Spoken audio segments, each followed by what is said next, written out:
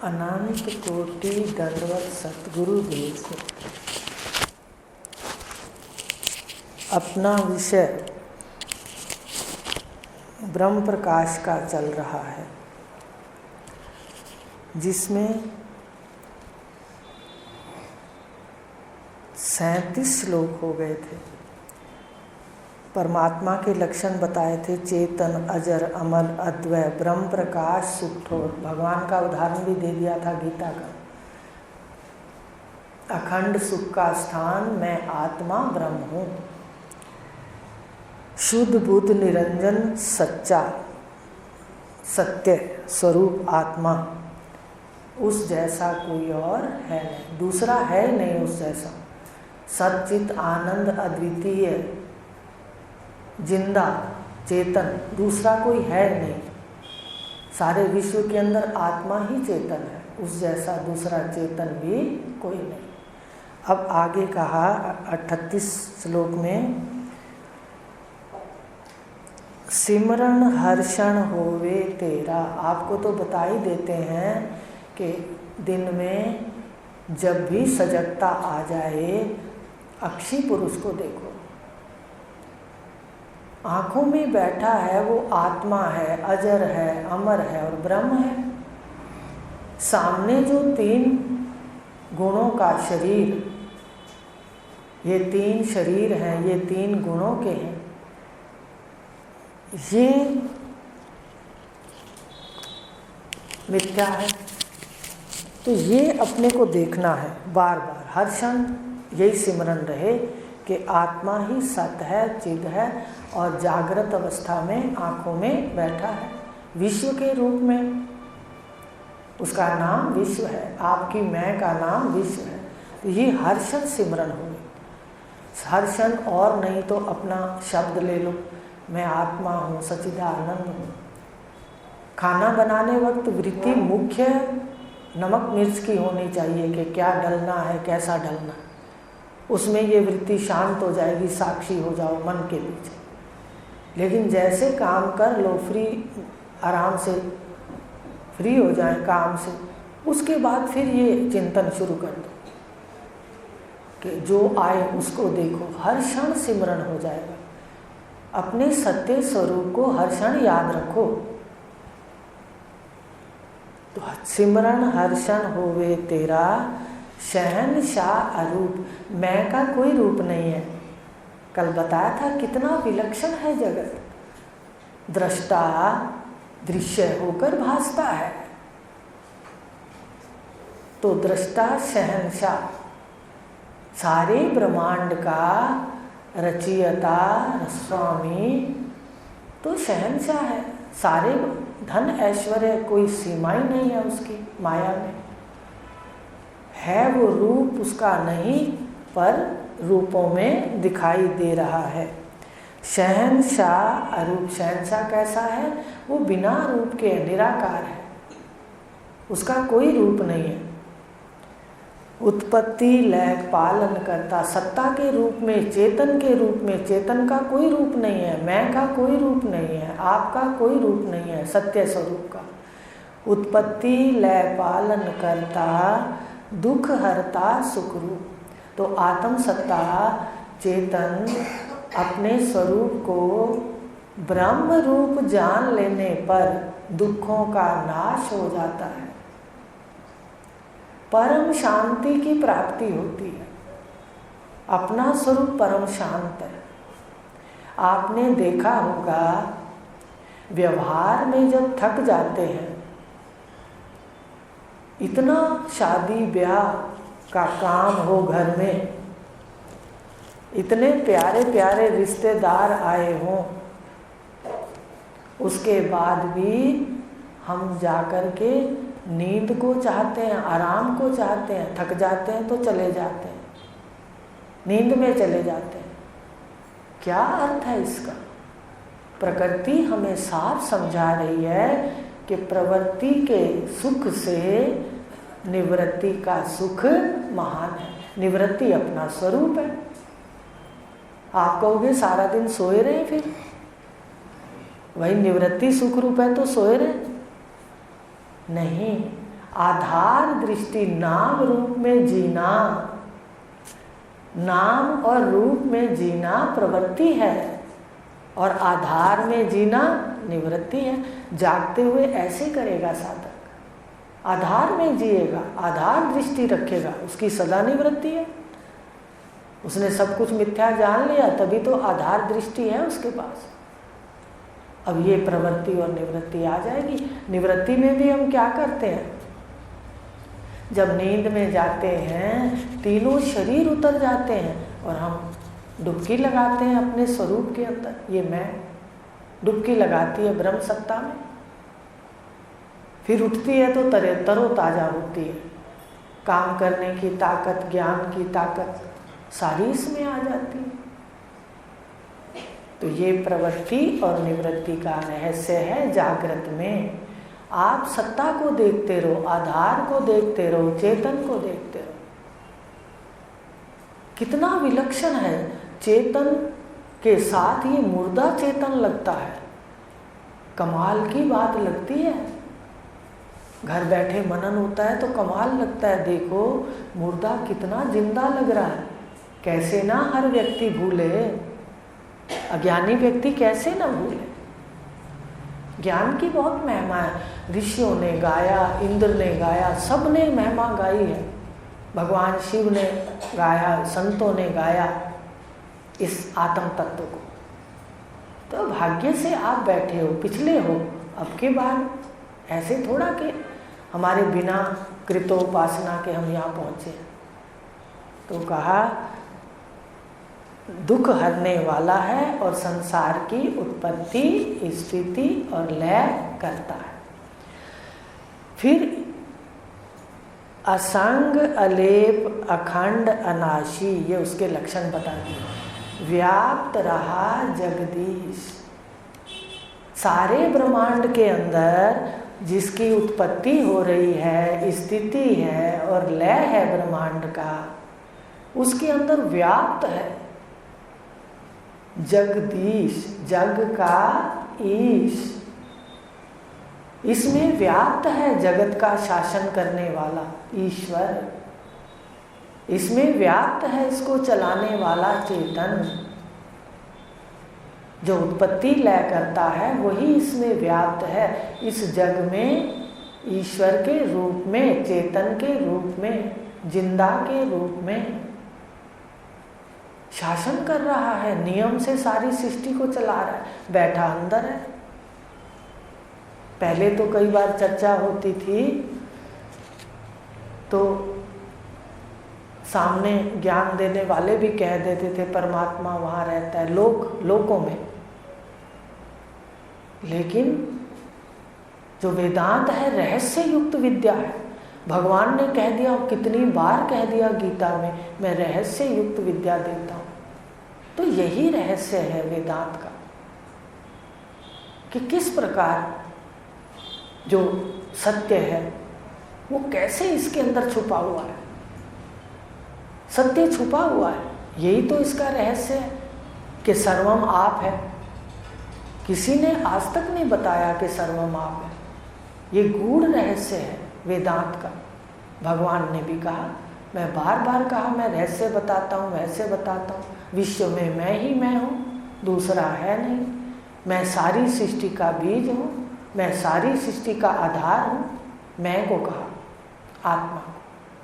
तो कहा जो जगदीश है सारी सृष्टि में व्याप्त है, पर व्याप्त होते हुए ये लक्षण है, इसमें व्याप्त होते हुए भी संग नहीं करता, संग दोष से रहित है। इसमें विकार है, सृष्टि में विकार है, पर जो व्याप्त है वो निर्विकार है। वो बचपन, जवानी, बूढ़ेपा, शट जो विकार हैं सृष्टि में, वो सारे के सारे उससे असंग है। कोई भी प्रभाव उस पर नहीं है चेतन के ऊपर, जो सृष्टि के अंदर जगत का ईश्वर है और सृष्टि में बैठा है। असंग है, अलेप है, आसक्ति से रहित है। ये जो प्रकाशक मैं है आपकी मन के पीछे, इसको किसी से कोई आसक्ति नहीं, आपके असली स्वरूप को किसी से आसक्ति नहीं, पर मन के साथ मिलके एक छोटे छोटे झाड़ू के तिनके के साथ भी आसक्ति है। कई बार उदाहरण दिया है कि काम वाली या पड़ोस में कोई मांग ले 2 बार झाड़ू तो तीसरी बार चेहरे में सलवट आ जाए। तो ये आसक्ति से परे अपना स्वरूप है, वास्तविक स्वरूप। ये जो मन वाला है ये आसक्ति से युक्त है, पर आसक्ति मन के अंदर है। तो कहा असंग है, सृष्टि में व्याप्त होते असंग है, व्याप्त होते इसकी विकारों से अलिप्त है। उसको किसी से कोई आसक्ति नहीं, ना उत्पत्ति से, ना स्थिति से, और ना ही सृष्टि की प्रलय से।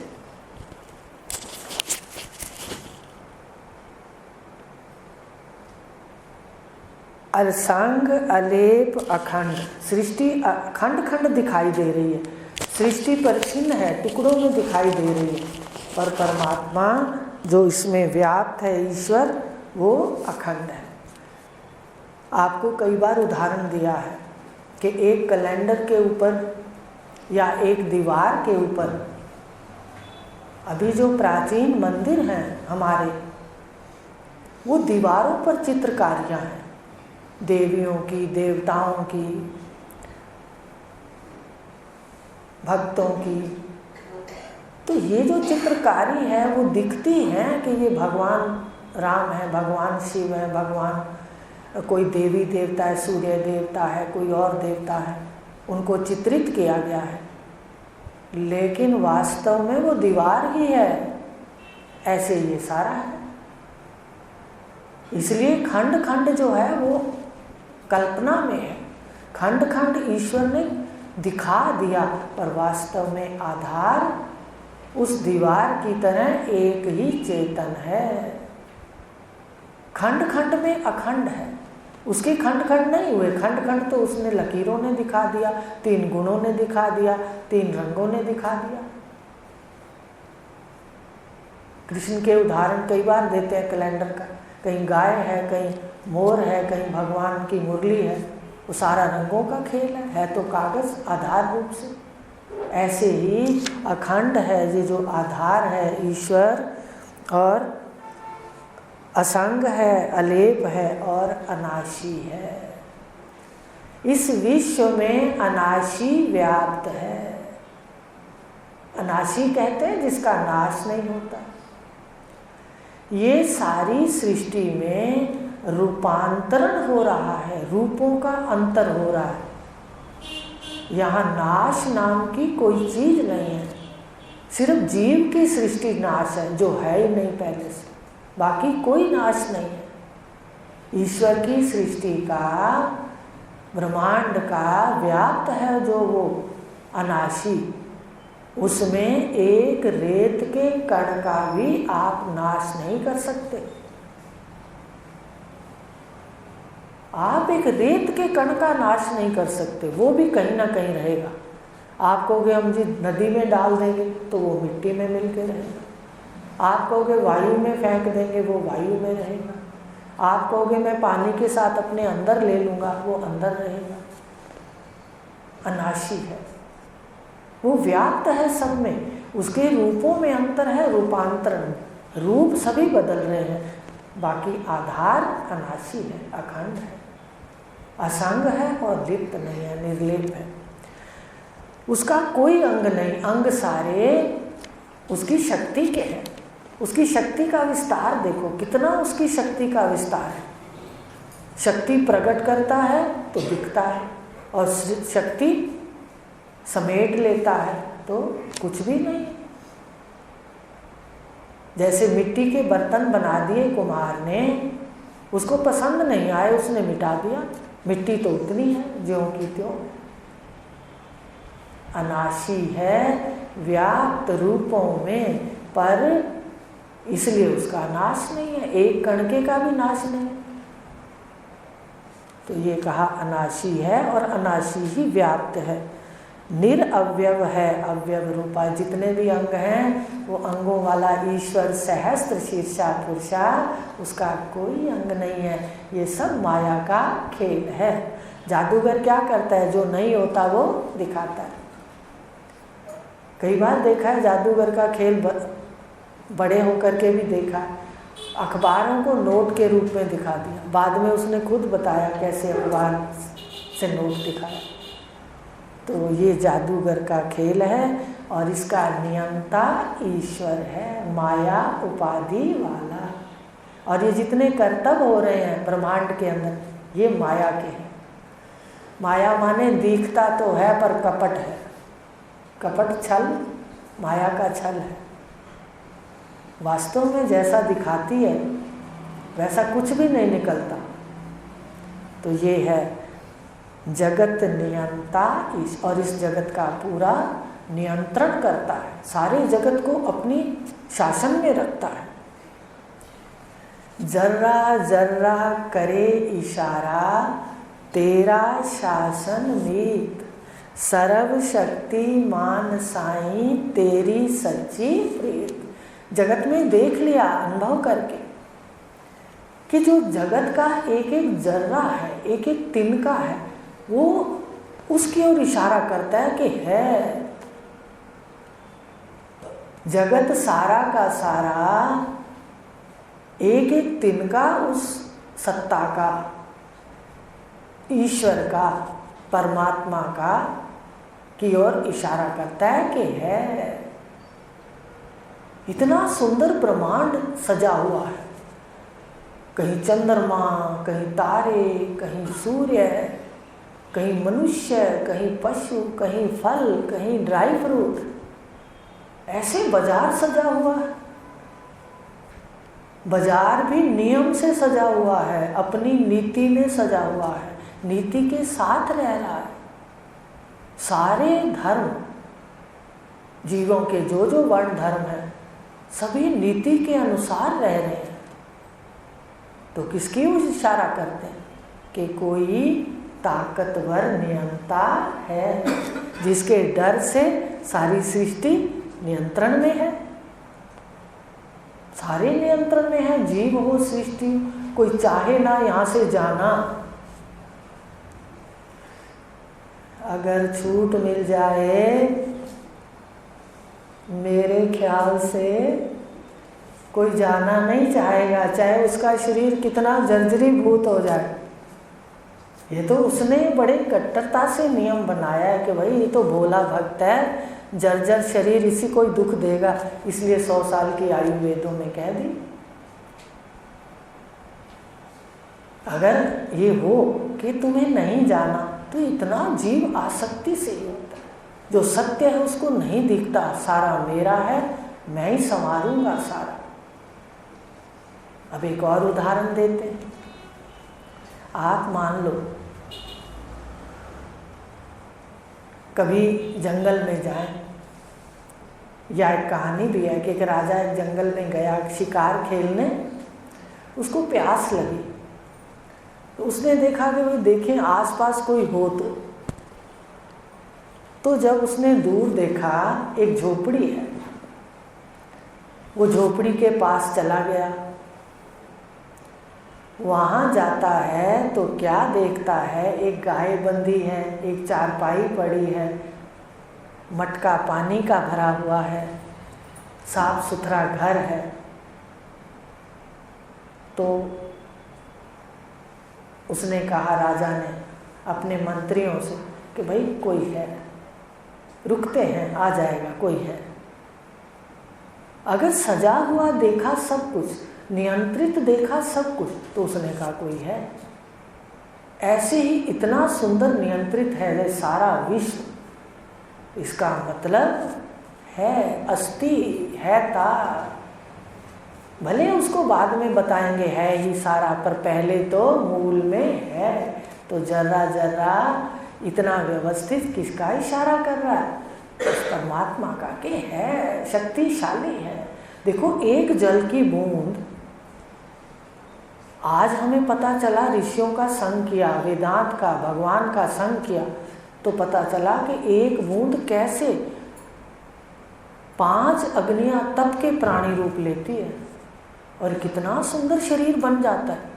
नस नाड़ियाँ कितनी व्यवस्थित हैं, अंग कितने व्यवस्थित हैं। आज तो अखबार में आया था कि अमाशय का छोटा सा टुकड़ा भी फिर से बढ़ने, ये मुझे पता था पहले पर आपको बताया, ये बढ़ के फिर अपना काम शुरू कर देता है। इसमें इतनी ताकत है और हर आदमी के अंदर 3 साल के बच्चे जैसा ही अमाशय रहता है। उसकी खाने पीने की शक्ति कम नहीं होती। हम अव्यवस्थित कर देते हैं ना सब कुछ, तो गड़बड़ा जाता है। लेकिन उन्होंने कहा कि इन पुर्जों में इतनी व्यवस्था है। आप बताइए, इतनी व्यवस्था, एक एक पुर्जा एक एक साथ जुड़ा हुआ है। कैसे एक से खाना जाता है दूसरे में चला जाता है, वहाँ पचता जाता है, कहीं रस बन गया, कहीं कुछ बन गया, कहीं मल बन गया, कहीं मूत्र बन गया। कोई है, कोई क्या है, तू कहते हैं तू है। तो कहा ये जो सारी सृष्टि सजी है, ये जो सारी व्यवस्था है, ये जो शरीर की व्यवस्था है, अगर हम देखते हैं तो सिद्धि होती है कि वो परमात्मा सर्वशक्तिमान है। जर्रा जर्रा करे इशारा तेरा शासन में। इशारा कर रहा है का भी और शासन का भी कर रहा है कि कैसे कर्मों का ऐसा हिसाब है। जीव भले कहे मैंने कुछ नहीं किया, पर कर्मों का फल सामने। हमारे उपनिषद कहते हैं कर्म सिर्फ मनुस्मृति में भी है। कर्म सिर्फ, उन्होंने ये कहा मनु भगवान ने कि विहित कर्म जो तुम्हारे हैं उनको भी त्याग कर अगर आत्मज्ञान लेना पड़े तो अवश्य लो। ये कहा उन्होंने, मनु भगवान ने, सारी स्मृति लिख के। और क्या कि ये जो ज्ञान है ये मिलता दुर्लभ है, पर तुम्हारे लिए परम आवश्यक कर्तव्य है तुम्हारा। देखो मनुष्य को जब पढ़ती हूँ मेरा मन बहुत प्रसन्न हो जाता है, गुरु के प्रति श्रद्धा हो जाती है। एक ही व्यक्ति ऐसा मिला देह रूप में जिसने सारे बंधन काटने सिखा दिए, बता दिए, आप काट डालो। काटने हमने हैं, बताने गुरुदेव ने है, करना हमने है। तो सर्वशक्तिमान का शासन है, सर्वशक्ति उसके अंदर, सर्वशक्ति कुछ भी कर देता है। देखो क्या क्या चमत्कार हैं, अभी बताए थे। तो सर्वशक्तिमान साईं माने स्वामी, सृष्टि का स्वामी है, उसकी सच्ची प्रीत है। वो उससे प्रीत करोगे तो यहाँ भी आनंद है और साथ भी वही जाएगा। सच्ची प्रीत तो उसके है ना, कोई साथ जाए, अपने साथ के कौन जाएगा? केवल परमात्मा का, केवल गुरु का शब्द। गुरु नानक देव जी ने भी कहा है कि गुरु का शब्द परकोटा है, चारों तरफ से किला बना लेता है, जीव की रक्षा करता है। संतों ने भी कह दिया। एक सिर्फ जाती है जीव, गुरु का शब्द या गुरु का जो भी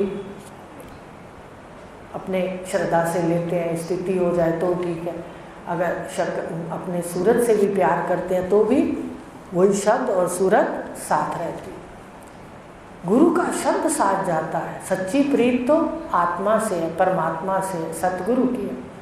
बाकी जिससे प्रीत लगाते हैं सबको ही आखिर में छोड़ देता है। आपने तो देखा नहीं, इसने तो मृत्यु को बहुत ध्यान से देखा। कोई पिछले जन्म के संस्कार थे, एकदम ध्यान से देखती। कितने प्रकार की मृत्यु मेरे सामने आई है। और ये भी देखा कि आने वाला डॉक्टर को उनके सामने कह रहा है कि कितनी देर लगेगी। इधर बहुत अजीब लगा। क्यों? इतना ज्ञान तो था नहीं कि देखो जाने वाला जा रहा है और ये कह रहे कितनी देर लगेगी, माने इनको काम है कहीं। देखिए कितना दिल पर प्रभाव पड़ता होगा सच्ची प्रीत। हमसे पूछो तो हम सबसे ज़्यादा गठबंधन कहाँ करते हैं? जो आता है उसको ही मन में बिठा लेते हैं, रश कर लेते हैं, अंदर सबसे प्रीत कर लेते हैं। और अगर नहीं होते धर्म के बना लेते हैं। धर्म के बनाते हैं, मेरा पिता धर्म का, ये मेरा पुत्र धर्म का, ये मेरा फलाना धर्म का, वो बना लेते हैं। तो कहने का भाव सच्ची प्रीत आज मनन करना, आज घर का काम यही है। सच्ची प्रीत अब जब मनन करोगे ना, जिसको मनन हो जाता है वो फिर बैठ जाता है वहाँ, फिर वो गलती नहीं करता। ये बात ध्यान दो, एक बार आपने कोई भी बात को देख लिया, फिर उसको आप हावी नहीं होने दोगे। सामने तो भले आ जाए, चढ़ने नहीं दोगे, हावी नहीं होने दोगे। सच्ची प्रीत किसकी है ये देख के आना। सर्वशक्तिमान साईं तेरी सच्ची प्रीत, आज से तेरे से प्रीत कर लेंगे तो जाते वक्त हो सदा साथ रहोगे। तो ये है जर्रा जर्रा, विश्व का जर्रा जर्रा उस परमात्मा की ओर इशारा कर रहा है कि है, और वही व्याप्त है पर सबसे निर्लेप है। इसके किसी भी गुण का प्रभाव उस पर नहीं है, और सर्वशक्तिमान है, कुछ भी कर सकता है। आर्य समाज में जब थे तो ये बात आती थी कई बार सामने कि परमात्मा सब कुछ, जड़ कैसे परमात्मा हो सकता है। मुझे भी लगता था बात तो ठीक है, चेतन तो परमात्मा है, जड़ कैसे हो सकता है। लेकिन आज समझ आती है, आप ही बता दो, आपकी उस जल की बूंद के अंदर, चेतनता के अंदर जड़ भी है, बाल नाखून सारे, और चेतन भी ऐसे ब्रह्मांड का है। उसी परमात्मा से जड़ और चेतन प्रकट हुए। और फिर देखो श्रीमद् भागवत पुराण के अंदर हमने पढ़ा था कि ब्रह्मा जी ने जब भगवान के ग्वाल बाल और गौओं को एक गुफा में बंद किया था परीक्षा के लिए,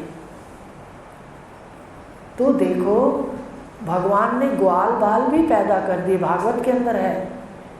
और फिर लकड़ियां जो उठाई थी उन ग्वाल बालों ने वो भी प्रकट कर दी। इसका मतलब सर्वशक्तिमान, कि वो जड़ भी प्रकट कर सकता है और चेतन भी।